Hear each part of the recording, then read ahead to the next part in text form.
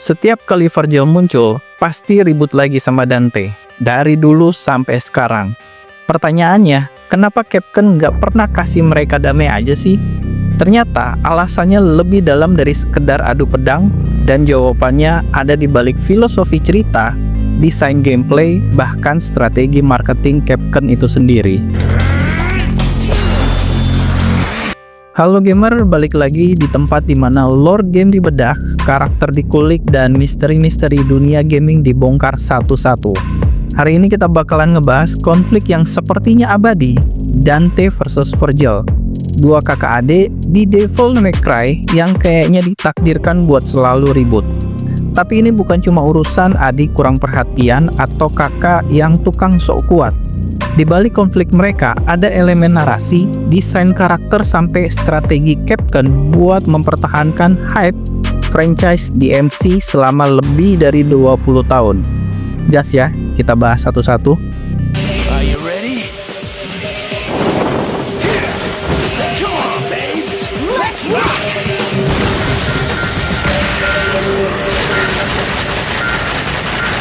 Buat lo yang pernah main di MC3, lo pasti tahu konflik awal mereka udah nunjukin perbedaan mendasar. Dante lebih memilih sisi manusianya. Virgil malah pengen buang sisi manusia dan embrace kekuatan iblis. Shinji Mikami, kreator asli Resident Evil, yang sempat pegang DMC sebelum Hideki Itsuno take over, pernah bilang bahwa Virgil representasi kekuatan tanpa empati. Sedangkan Dante adalah kekuatan dengan hati manusia. Konflik mereka mewakili pertanyaan besar. Kita harus menjadi kuat dengan mengorbankan sisi manusia, atau tetap mempertahankan hati meskipun lemah? Virgil percaya kekuatan sama dengan kebebasan. Dante percaya empati sama dengan kekuatan. Dan ketika kedua pemikiran ini bertemu, ya pasti adu pedang bro. Dalam wawancara Hideki Itsuno, sutradara di MC3 sampai di MC5, dia bilang, "Saya ingin membuat rivalitas antara Dante dan Virgil sebagai fondasi seri ini. Karena semua cerita besar butuh konflik personal yang dalam." Artinya, Capcom sengaja bikin mereka nggak pernah benar-benar damai. Kenapa? Karena ini bikin fondasi cerita tetap hidup. Bahkan pas mereka berdamai di MC5, tetap aja latihan mereka berujung duel lagi. Klasik bro. So, this is what they call a heartwarming family reunion, eh? You got that right. Capcom tahu satu hal yang pasti. Setiap kali Virgil muncul, penjualan pasti naik. Di MC3 Special Edition, Virgil playable. Di MC4 Special Edition, Virgil juga playable. Di MC5, Virgil dijual terpisah dan langsung meledak. Dan Capcom gak malu-malu ngakuin ini. Produser Matt Walker bilang di Tokyo Game Show 2020, fans selalu minta Virgil, kami tahu itu. Dia salah satu karakter paling populer dan kami ingin memastikan mereka bisa memainkannya. Capcom pinter, kasih fans konflik klasik, lalu jual karakternya dalam bentuk DLC. Strategi bisnis? Jelas. Tapi juga tetap nyambung dengan cerita? Yes, itu juga jelas. Capcom juga ngedesain mereka berdua dengan gaya bertarung yang sangat kontras.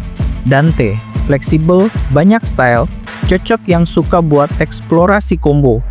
Virgil, presisi tinggi, damage besar, cocok buat pemakai technical. Konflik mereka juga tercermin dalam gameplaynya. Jadi setiap kali mereka berhadapan, itu bukan cuma duel cerita, tapi duel sistem game yang berbeda. Dan fans suka banget boss fight Dante versus Virgil. Bukan karena cutscene doang, tapi karena secara mekanik, itu duel yang satisfying banget. I think it's about time we ended this.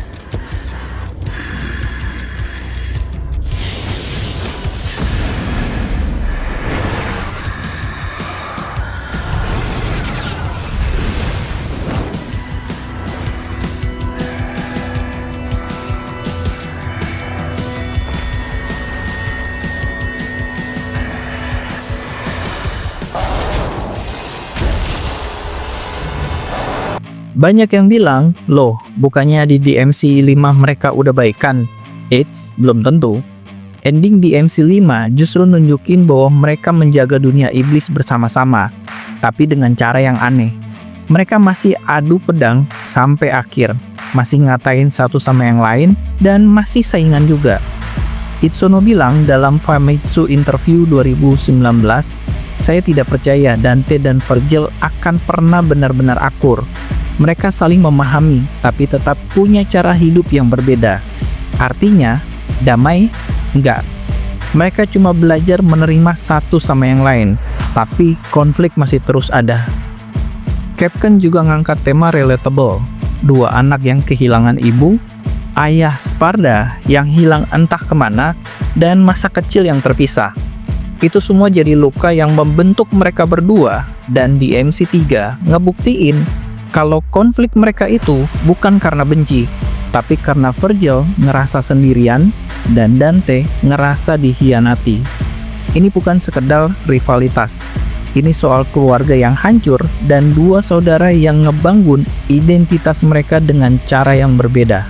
Time to finish this, Virgil. Once and for all.